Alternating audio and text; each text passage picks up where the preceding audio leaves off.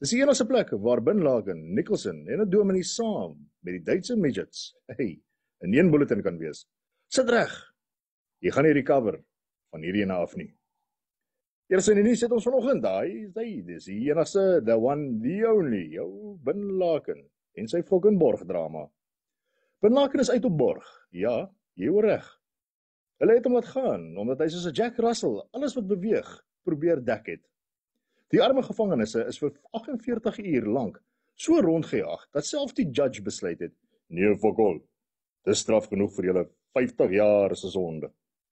Toe die res van die tronkmense hoor hy is uit, toe maak hulle nie eers planne om huis toe te gaan nie. Nee, hulle het hulself sommer terug in die selle ingesluit, want hulle voel buite onveilig.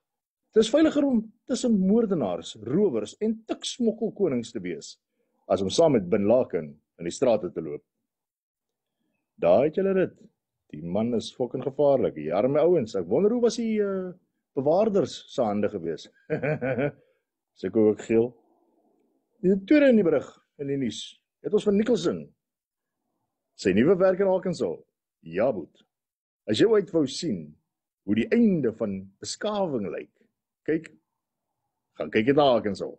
Nicholson, die keyboard cowboy, wat altyd slim wil klink, en die vrouens so kak vertel, het nou 'n nuwe job gekry. Hy's 'n G-string roller skateboarder. Lekker Nicholson.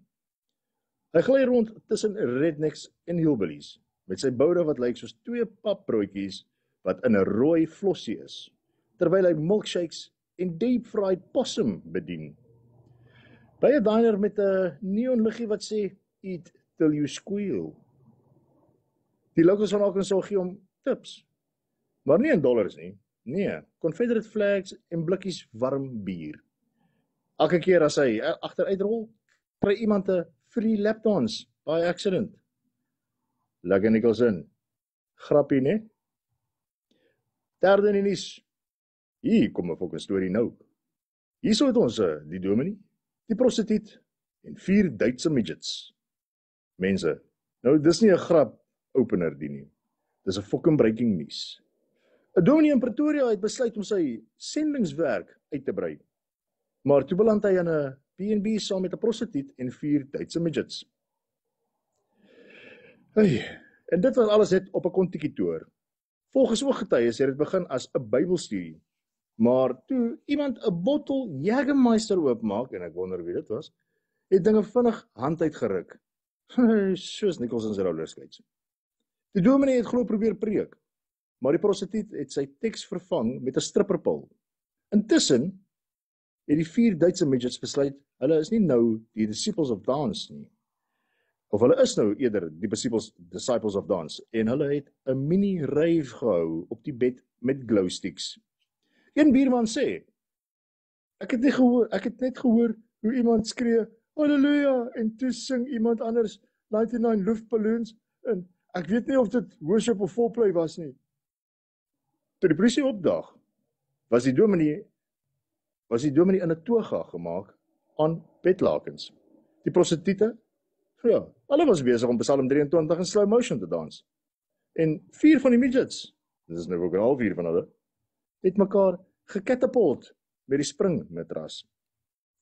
Die judge het later gesê, ek het al baie dinge gesien, nee, kyk hier, maar Duitse midget in 'n rave, o, Here, nee, fuck, dis nie. Dan oor na die weer toe. Vandag se weer is soos Nicholson se G-string, te styf, te ongemaklik, en niemand vra vir dit nie. Sponsors vir hierdie bulletin. Ons is geborg deur Jack Russell Kennels, Suid-Afrika. As jou hond nie kakdek nie, bring hom vir 'n kursus by Bin Laden self. Arkansas Skating Diner, burgers, bier, boude op wiele. Holy Glow Sticks Ministries, die enigste kerk waar rave musiek en Psalm 23 saam in een playlist is. Nou dit was jou fucking nuus. Nou wat die fuck gaan aan edition? Onthou, as jy dink jou lewe is 'n gemors, onthou net daar buite is 'n dominee